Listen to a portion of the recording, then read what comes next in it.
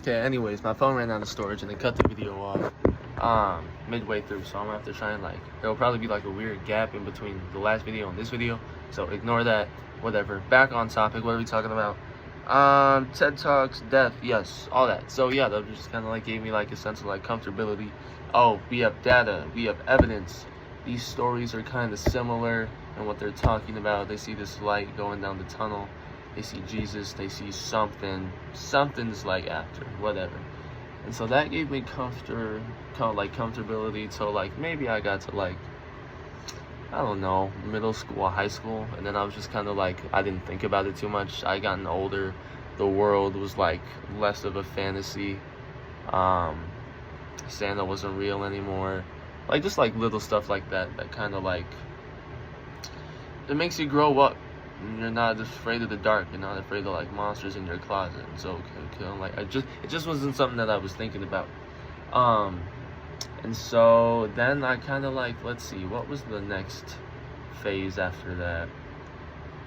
It was, let's see, I think it was probably like, maybe, oh yeah, I forgot. Then middle school, like going into freshman year, I had a goal. It's my New Year's resolution to like explore, get into religious stuff or whatever, and like explore that area for myself. And I went to like Jen Cian's church, one of my like old best friends, and like went to see what that was about. Wasn't really rocking with it, but it was a good first step. But then like maybe 2 weeks after that, that's when quarantine happened, and COVID-19, and the whole world got shut down. So it was like, oh shoot. Then like my whole like religious journey that went like for a month or something like that, like kind of got like shut down. I've never revisited it to like even this day. And so then in my head, just kind of like I would watch it's a YouTube channel called like Kurzekistat or something like that, something German, but they do a bunch of like cool like visual stories and edits. And so I just got like really into like, actually I'll get to that in a second. But like going through quarantine and going through like the next like couple years, it was like I was just kind of like think about ways of like there's gotta be a way to like pair religion with science. Like I don't feel like those two should be mutually exclusive. And it was all like people talk about like soul or like energy and like how energy doesn't die. And for a bit, like I would write off of that like idea, like, oh, there's the science between it. There's sorry, my roommate might walk in a second. Just gonna give it like 5 seconds. Hold on, sorry. And I'm apologizing to myself, so never mind. Apologies to Professor though, if you see this part. Okay, anyways, he's not coming. But so then it was like, I'm like, oh, that makes sense. Oh, energy never dies. We never die. That like makes sense. So in the afterlife, maybe there is a heaven, and that heaven is like energy or whatever, something like that. But then I thought about it, and it's like you can't really you can't see energy.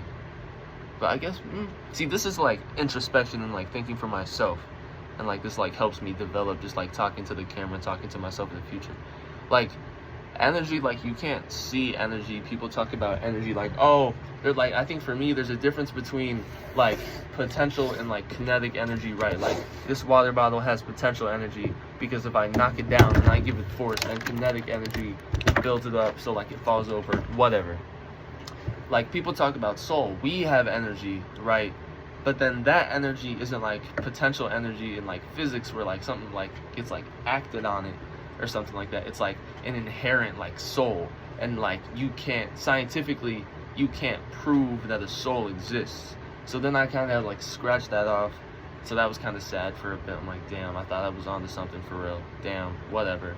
And then we get to the Kurzekistat, whatever the German YouTube video is.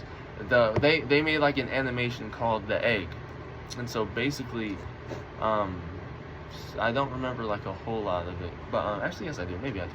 Whatever. It was like basically this guy dies, right, and he goes off to this place or whatever, and he's basically talking to God, and God is saying, oh, you've come a long way. something like that, now it's time for you to go back. And he's like, what do you mean go back? And he's like, you're every single person on earth that's ever lived ever, and you going back to earth and you living all of these lives is a way for you to like reach this greatest conscious and become like what I am in this all, like just like achieve enlightenment essentially, and become like a god yourself or whatever.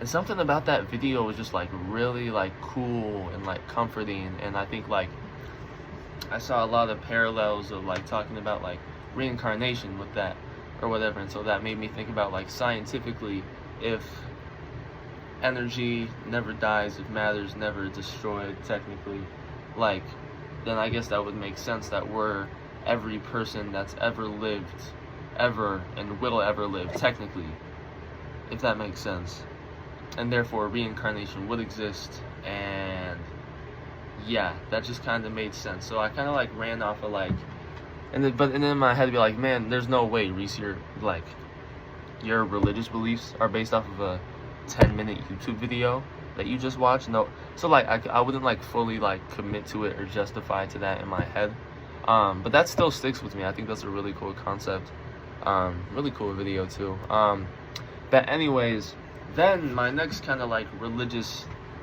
faith journey, whatever, was kind of like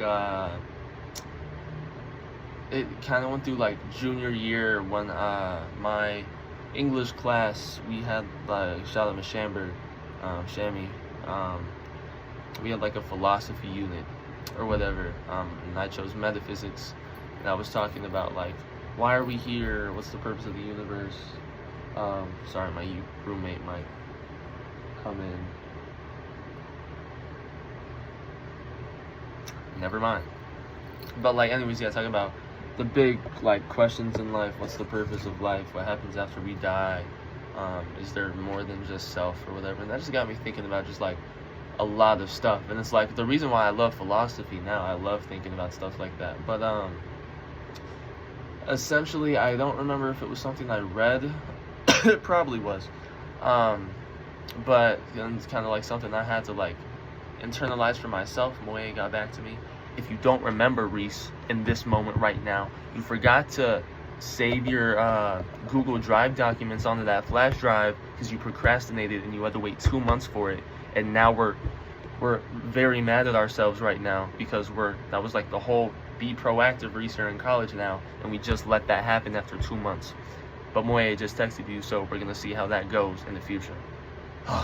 So annoying for that. Anyways, my bad. Sorry, Teach. We're getting back on track. I swear we're gonna move on to these different questions. I just feel like this is good to like get going, whatever. I told you this is gonna be long. I'm gonna preface that already again. Anyways, so where are we? Yes. So I don't remember if it was something I read or just like something I thought about after, train of thought, whatever. It was like imagine like a tree is just as alive and present in the universe as you are, just being a human being, right? It might not have consciousness, but it is still a living thing in the world, experiencing the universe, right? But then, and I used to use it like an ant, and I probably still will, but anyways, imagine trying to explain human civilization to a tree or to an ant.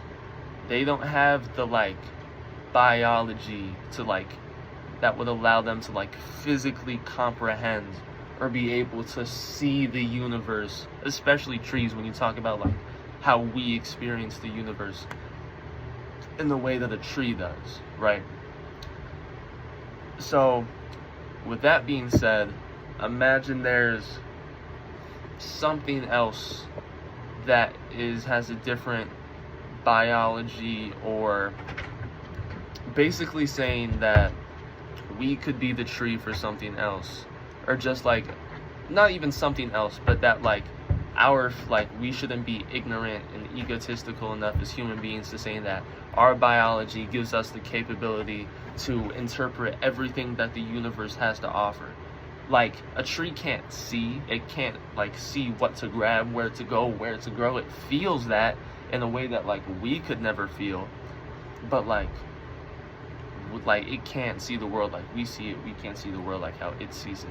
So that means like our physical biology, we can't, and maybe there's a different element of the universe, of life, of all of this that we just physically can't interpret. And because of that gray zone, I think it would be, I won't, this is all leading up to the question.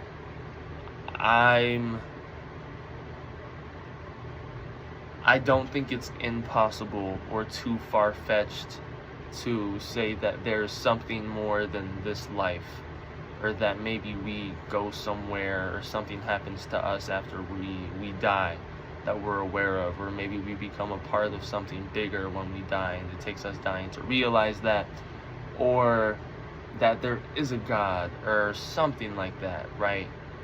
And that's kind of where I've been at for like probably up until now. That's been my biggest train of thought, train of belief. So like I think it was like a Unitarian, something like that. I used to like consider myself an atheist, but like I wouldn't like fully like accept that, because atheism to me like seems like, even now, it just kind of has like a bad ring to it. Oh, you don't believe in God? Well, like you get weird looks for it. You're like cynical, you're pessimistic, oh blah blah blah blah, you're not imaginative, whatever. But like now, like I can like feel like it shifted me. Like I'm still, I don't want to say hopeful, because I don't feel like it, like what's his face, Neil deGrasse Tyson said this: the universe doesn't owe us an explanation. It doesn't owe us it doesn't